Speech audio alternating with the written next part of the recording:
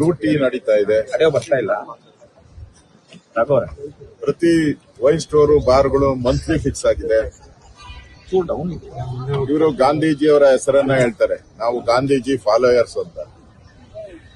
ಇಡೀ ರಾಜ್ಯದಲ್ಲಿ ಇವತ್ತು ಹೊಸದಾಗಿ ಸುಮಾರು 1,500-2,000 ಹೊಸ ಲೈಸೆನ್ಸ್ ಅನ್ನ ಕೊಟ್ಟಿದ್ದಾರೆ.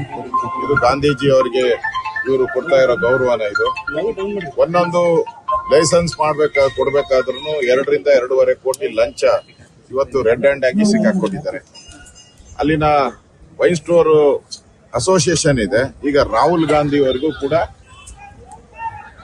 ಮನವಿಯನ್ನ ಕೊಡ್ತಾ ಇದ್ದಾರೆ. ನಿಮ್ ಸರ್ಕಾರದ ಮಾನ ಮರ್ಯಾದೆ ಹೋಗ್ತಾ ಇದೆ ಅಂತ ಪ್ರಧಾನಮಂತ್ರಿಗೆ ಕೊಡ್ತಾ ಇದ್ದಾರೆ, ರಾಷ್ಟ್ರಪತಿಗೆ ಕೊಡ್ತಾ ಇದ್ದಾರೆ, ಗವರ್ನರ್ಗೆ.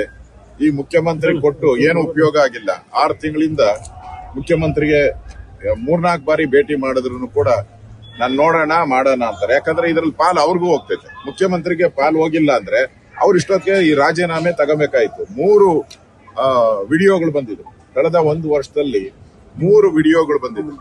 ಡೀಲ್ ನಡೀತಾ ಇರೋದು, ಎಷ್ಟು ರೇಟ್ ಫಿಕ್ಸಿಂಗು, ಮತ್ತೆ ಲೈಸೆನ್ಸ್ ಯಾವ ರೀತಿ ಹಣ ಕೊಡಬೇಕು, ಯಾರ್ಯಾರಿಗೆ, ಇನ್ಸ್ಪೆಕ್ಟರ್ಗೆ ಎಷ್ಟು, ಕಮಿಷನರ್ಗೆ ಎಷ್ಟು, ಮಂತ್ರಿಗೆ ಎಷ್ಟು, ಮಂತ್ರಿ ಮಕ್ಕಳಿಗೆ ಎಷ್ಟು, ಇವೆಲ್ಲ ಒಳ್ಳೆ ಸಿನಿಮಾದಲ್ಲಿ ನಡೀತಾ ಇರೋ ತರ ನಡೀತಾ ಇದೆ.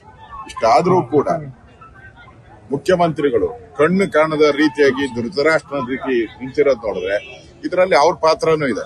ಮಂತ್ರಿನೂ ಹೇಳಿದ್ದಾರೆ, ನನ್ಗೆ ಇರೋದು 3 ಜಿಲ್ಲೆ ಕೊಟ್ಟಿದ್ದಾರೆ, ಉಳಿದಿದ್ದೆಲ್ಲ ಬೇರೆ ನೋಡ್ಕೊಂತ ಇದ್ದಾರೆ ಅಂತ ಸ್ವತಃ ಮಂತ್ರಿಯ ಬೆಂಬಲಿಗರೇ ಹೇಳ್ತಾ ಇದ್ದಾರೆ. ಅಂದ್ರೆ ಇದು ನನಗನ್ಸ್ತೈತೆ ಕರ್ನಾಟಕದ ಇತಿಹಾಸದಲ್ಲಿ ಹಿಂದೆ ರಾಮಕೃಷ್ಣ ಹೆಗಡೆ ಅವರು ಇದ್ದಾಗ ಲಿಕ್ಕರ್ ಒಂದು ದೊಡ್ಡ ಹಗರಣ ಆಗಿ ಇಡೀ ಸರ್ಕಾರನೇ ಹೋಗುವಂತ ಪರಿಸ್ಥಿತಿ ಆಗಿದೆ.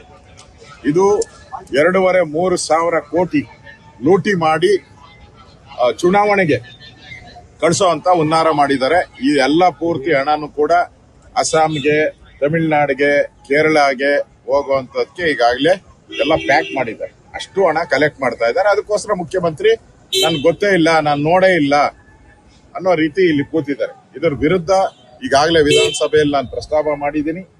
ಮತ್ತೆ ಇವತ್ತು ಪ್ರತಿಭಟನೆಯನ್ನು ಗಾಂಧಿ ಸ್ಟ್ಯಾಚ್ಯೂ, ಯಾವ ಸರ್ಕಾರ ನಾವು ಗಾಂಧಿ ಅನುಯಾಯಿಗಳು ಅಂತ ಹೇಳ್ತಾ ಇರೋ ಅದೇ ಸರ್ಕಾರ ಈ ಅಬಕಾರಿ ಲೈಸೆನ್ಸ್ ಗಳನ್ನ ಹಳ್ಳಿಗಳಲ್ಲಿ ಮನೆಗೂ ಡೋರ್ ಡೆಲಿವರಿ, ಮನೆಗೂ ಡೋರ್ ಡೆಲಿವರಿಯನ್ನು ಮಾಡ್ತಾ ಇದ್ದಾರೆ.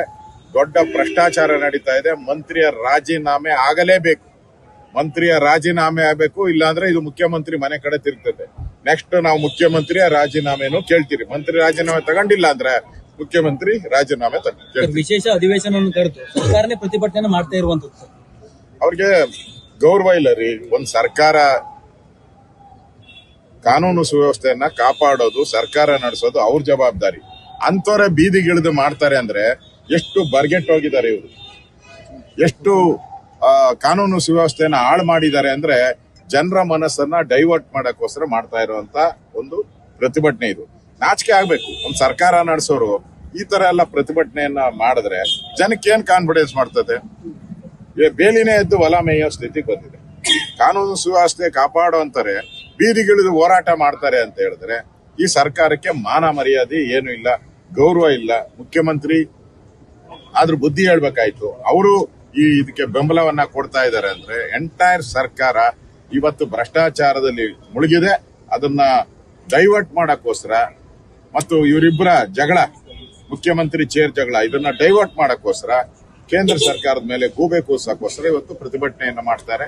ನಾಚಿಕೆ ಆಗ್ಬೇಕು. ಒಂದು ಆಡಳಿತ ಪಕ್ಷ ಈಗ ಪ್ರತಿಭಟನೆ ಮಾಡ್ತಾ ಇರೋದು ನಾಚಿಕೆಗೇಡಿನ ಸಂಗತಿ. ಮತ್ತೆ ಏನು ಕರೆದಿದ್ರು ಸರ್? ಸದನವನ್ನು ಏನು ಕರೆದಿದ್ರು? ಕೋಟ್ಯಾಂತರ ರೂಪಾಯಿ ವೇಸ್ಟ್ ಮಾಡಿ ಸದನವನ್ನು ಯಾಕೆ ಕರೀಬೇಕಾಯ್ತು ಅಂತ ಅವರು ಸದನ ಕರೆದಿರೋ ಅಂತದ್ದು. ಇಲ್ಲಿ ಇವರಿಬ್ಬರ ಜಗಳ ಏನ್ ನಡೀತಾ ಇದೆ ಮುಖ್ಯಮಂತ್ರಿ ಕುರ್ಚಿಗೋಸ್ಕರ, ಅದನ್ನ ಒಂದ್ ಸ್ವಲ್ಪ ಡೈವರ್ಟ್ ಮಾಡೋಣ ಅಂತ ಮಾಡಿದ್ರು. ಇದಾಗ್ಲಿಲ್ಲ. ಇಲ್ಲಿ ಕರೆದಿದ್ದು ಸದನ ರಾಜ್ಯಪಾಲರ ವಂದನೆ ಮಾಡಕ್ಕೋಸ್ಕರ.